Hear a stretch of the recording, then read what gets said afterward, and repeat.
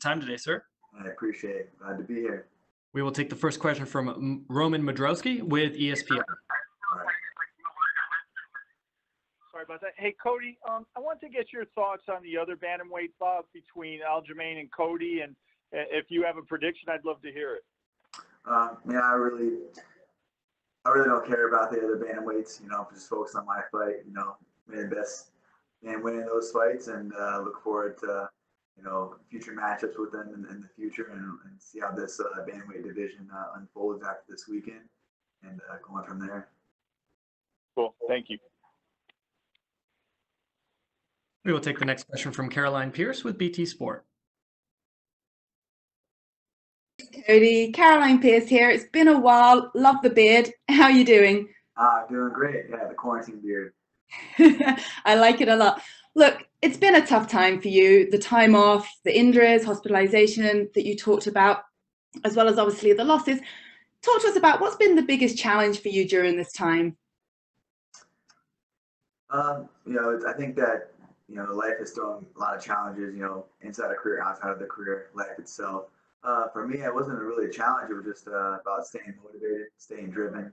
Knowing that life is a marathon, not a sprint. Just constantly reminding myself. You go through these hardships in your life, these hard roads you have to battle up. I knew that losing the title was going to be a hard thing to do, but to regain it was even going to be harder. So I had to just basically, physically, mentally build myself up for what I was able to do. What was able to need to be done to reclaim that title. And I feel like I've battled my demons. I've corrected a lot of my errors, mistakes, things that I needed to do. Got out of my comfort zone, went to New Jersey. Spent time away from my comfort zone and my family, my everything that I've known. So I went coast to coast, and I think this is going to be a huge payoff coming Saturday night. Well, talk to us about that not moving, but splitting your time between Team Alpha Male, Mark Henry, Ricardo Almeida. What have they added to your arsenal? Where do you feel that you've grown in that time with that additional work and that change of scenery that you've had? I feel like my coaches from Team Alpha Male, my coach from New Jersey, Ricardo Almeida, Coach Henry, they've added a lot, just with the coaches of Team Alpha. They've all blended everything together, and just, always constantly, each camps have been just reminding me to be myself, do what I invest at is, be a fighter, be an athlete, and, just remind myself to have fun, to fall in love again with the sport, to have that passion, that fire. And I think that's the difference from this fight camp to the last fight camps going in, leading up to the fight, that I'm hungry again. My passion burns everything that's ever have, and just very thankful that fire's back. It sucks to lose it. I love fighting so much that I hate it at times, and every time that I try to walk away from fighting, I feel like I was always drawn back. And knowing this is my true purpose in life, is to be a fighter and use these God-given skills that I was blessed with to provide for my family, to make a better life for myself, to become the best in the world. And just putting the hard work in, and the daily grind is going to be a huge payoff come Saturday. Really can't wait to see that. You must have confidence. You know what you can do with your hands. It sounds like obviously you've been working on the ground game even more as well. Sometimes in the past, there's been a tendency that your emotions can both show us great showmanship in the octagon, but also, have got the better of you a little bit. You talked about the psychological work that you've done as well. What does that look like? And is the plan against Assuncao, who's not an emotional guy in himself, he's not going to really rile you up, is the plan to sort of taper that a little bit? I have a nice game plan, just be myself in there, just be myself and have fun, mix things up, become the martial artist that I know that I am, that I know I've been working on. So just about having fun, man. I'm excited. This whole week, even getting here, it's felt great to be here fight week, getting the Reebok gear, the smallest things, checking in, getting picked up from the airport. Like those small things you take for granted, I think you lose sight of those sometimes. Just excited to go through this journey of fight week and have those feels again, get goosebumps thinking about it, your heart races when you think about the fight. And I think that's a difference, mentally, physically, emotionally, I'm invested in this sport again, if you want to call fighting a sport, but I'm all in, I feel felt like after I won the title, I didn't set goals after. Obviously, I had injuries. I was more worried about staying healthy and getting healthy. So I wasn't able to visualize what my next plans were, what my next goals were. And that's what I've done my whole entire life was visualization, manifest my future. And all I could really focus on was just staying healthy, getting healthy, rehabbing through my injuries. And now I was able to have that time to really reflect and just train and get back to the grind. Hard work pays off. That's as simple as that. Hard work pays off. And all of this will obviously be targeted towards Raphael Assuncao. So what challenge does he bring to the table, to the cage, if you like?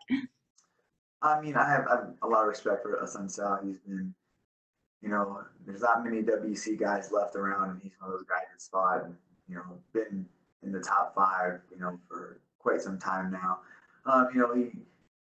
He doesn't bring the most exciting fights. He's kind of more of a counter striker. So, just for me, it's just, my game plan is just to stay busy, do more than him, and, push the pace on him and make him fight. Well, I'm looking forward to seeing this new revived and energized version of you in there. So best of luck. Thanks, Carolyn. And we will take our next questions from Nolan King with USA Today. Appreciate the time today, man. Just kind of going off of what was just asked of you. You talked about the mental side of things and the physical adjustments. When you go back and you look at the 3 losses that you had and the changes that you've made, what do you think the biggest adjustment you've had to make coming into this fight is? The hard working, believed in it, just didn't go in and, clock in. I went in for a purpose to get better each day, to push myself to the limit. I always train hard, always do that, but, really investing in myself, becoming a better martial artist. I mean, I traveled 3,000 miles across the country, left my family, left the comforts of my home, left my comfort zone to get out of it. And that's what I really need. I had new guys, that are hungry to challenge me, to be battle tested, come back to Sacramento in between camps. And the same guys, are still battle testing me. And, so just getting ready for war, getting ready for that battle and just putting yourself in those tough situations, getting out of your comfort zone and just putting the work in. That's really what's different, no excuses, no injuries, no mental setbacks, no emotional setbacks, just really trying to find peace in my life. My family brings that to me, and knowing when I was away from them, what I was sacrificing, what I was missing out on, just are going to contribute to my success on Saturday night. And you've talked in the past about potentially moving down to flyweight. Is that still on your plate after this one? We'll see, man. We'll see how the bantamweight shakes up. I want to be the best in the world, and that's what I set out to do. If it's in my cards to go down to 25 and become the flyweight champion as well as the bantamweight champion, then we'll do that. We'll talk with my coaches and managers. But first and foremost, I have a tough adversary in Raphael Assuncao this Saturday. I'm focused on. But you always try to have your second move ready to go. But it's getting back to the throne. That's what I want. I want the bantamweight title back. I very excited for that opportunity to climb the ranks again. Once a hunter, always a hunter. And what do you think the game, like the map to that title shot is? You feel like with just a couple more wins here, given your name, given that you're a former champion, you could be right back in that mix. You could be the one fighting for the title. Just go out there and be myself. Go out there and fight the way that I fight. Put on performances. Starch people. First, second, third, fourth, whatever round I have to do it in. Just cool, calm, and collected. Just really show my growth. I look at it as like a lot of people look at a loss and failure or setback as not no progress, or no. But for me, it was like I've had to learn the hard way my whole entire life, and I feel like I won the title at 25. I was 25 years old, 11-0 world champion. I lost it early, and I feel like I'm still, I've hit my prime yet. I'm 28 years old. I feel every day I'm getting better as a martial artist, as a human, as a man. So I just feel like my best days are ahead of me, and just knowing that life's a marathon, not a sprint. So whatever it takes to get back to that title shot, to become a world champion, I'm mentally, physically, emotionally prepared to do whatever it needs to be done. Good luck Saturday, Cody. Appreciate the time, man. And we will take our next set of questions from Mike Heck with MMA Fighting. Hey, Cody, as you know, in the sport, especially, hindsight is a fickle beast. And you sort of alluded to, you got pushed pretty quickly, became a champion in just 4 years as a pro after just 11 fights. If you could do things differently and get yourself out of your comfort zone, like you talked about, and learn these lessons a little earlier on, would you do it? Or is this an important part of your story and your journey? Yeah, I would never change anything in my life. I feel like whatever stage you're in, or whatever you're going through, you're going to grow through. I truly believe that the Lord puts you in places in your life for learning experiences, setbacks, success. Like, are you prepared for the success that's going to come with a win? Are you prepared what's going to have to be done with a loss? And I've battled my demons. I faced myself. I faced my insecurities, my setbacks, and really studied those, and really like, all right, I'm gonna. It's on me to turn this around. It's not any coach, any teammate. It's on myself. And just being real with yourself and true with yourself and what needs to be done. And that's just putting the hard work in. Grinding completely in every facet of every martial arts discipline you need to do. You need to work on this. You need to work on that. And just becoming a better martial artist is what has really changed my eyes. Going to Jersey has really been a blessing for me. I hate change. Change in my life is I always was like, my mom I'd come home from school, my mom would move the furniture around, and I would literally get physically sick because it would change. So sometimes, I think that we look at change as a negative reflection in our life, but some change is good. This has been good change. A little bit of insanity. You can go in there and do the same, kind of game plan or same approach to the fighting like I have. That's insane. It's being insane. So just really just soul searching, man. Just talk with myself. It's me versus me always. It's never my adversary or my opponent that's in front of me. It's always, if I can battle myself, I can defeat myself, then I'm gonna go and be victorious against any opponent. Because whatever I do, I'm the harshest critic of myself, and on the corrections, and just being real with myself. No excuses, no nothing. Just I wouldn't change anything, man. Like, I don't see anyone else that was brought up. Not too many people was brought up like I was, especially in the fight game. I fought everybody. I fought the top contenders, the undefeated knockout artists. 8-0s, the 21-0s. I made us, starched them. Everybody they put in front of me, knocked them out. Couldn't beat Dominic Cruz. Masterclass performance against them. And for me, once I obtained that goal, like I said, of being a world champion, I dreamed about it since I was a teenager. I obtained that goal. I got injured shortly after. I couldn't manifest or visualize myself inside the octagon or defending the title because I was so focused on staying healthy. I had a huge back injury. I tore my back. I had an annual tear and went to Germany. I did stem cells. I did everything I could besides going under the knife to get surgery. And then that took a long time to rehab and rebuild. Any sport, any athlete knows it's, the physicality of it is intense, but the emotional, mental side of it is like, hey, can I push this without it doing it again? So kind of was like held back a little bit in my training, so I wasn't super prepared, but I just got back to that, like, that physical grind, the physical grind, man. I ended up landing myself in the hospital for a week because I had a kidney infection, just training too hard. But I got out of the hospital and was right back to work, and that's it, man. You have to go through those things. You're gonna be faced with so many different things in this sport, ups and downs, highs and lows, and I feel like life goes in the same way. You just gotta find that balance of life and fighting and career and balance it all.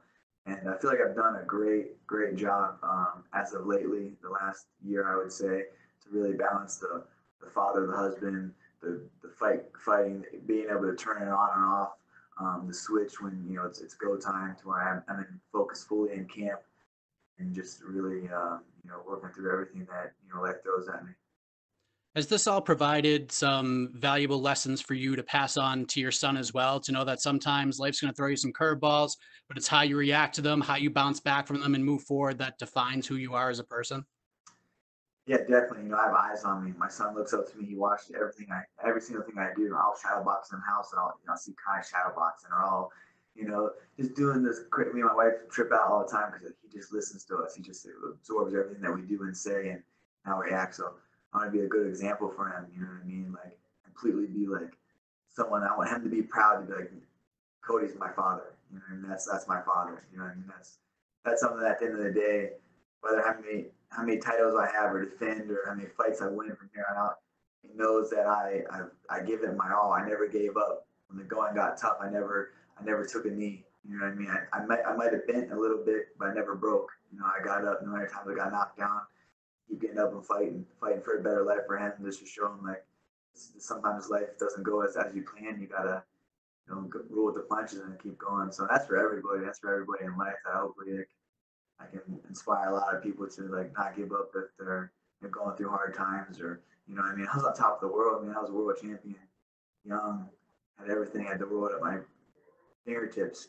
And I'm on a 3-fight skid, but that never deterred me from what I feel like I am. I'm the best bantamweight in the world, and I get to showcase that again June 6th with the refound love of the sport, passion, fire burning. Just this one's for my soul. This is what I need. As much as I try to have that hatred for fighting, I'm always pulled back into it because I need fighting more than fighting needs me. And at the end of the day, that's my purpose, and this is how I'm going to hopefully help a lot of people get inspired and motivated. And my son is looking at me, watching my every move to just remember that everything happens for a reason. No matter where you're at in life, you gotta just keep, with your head down or head up and keep chugging along.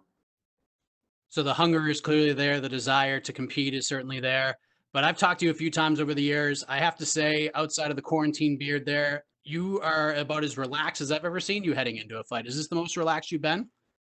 Yeah, I get goosebumps thinking about it, man. Like, I don't know. I think that I've done everything in my power. I left no stone unturned this camp. I literally been training so hard. Right after Christmas, I went to New Jersey, trained for Jersey, and obviously had a kidney infection. Right after I got out of the hospital, I went and searched for the best kidney specialist to make sure my kidneys were okay, and just got back to work. I didn't want to let it all go to waste. No matter what I was going through, just grinding through all the bullshit.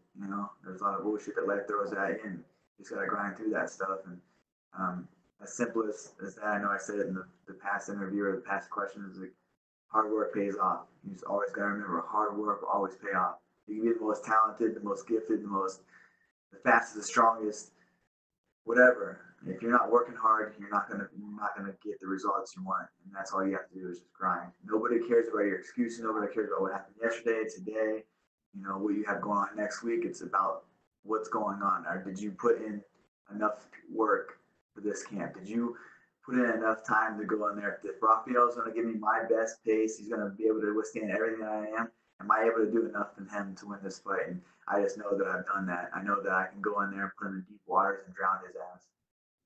I appreciate all the candor, Cody. All the best to you on Saturday. Thank you. Appreciate it. Thank you for the time, Cody. That is all we have for you. You are good to go, sir. All right. That was the easiest one I've done.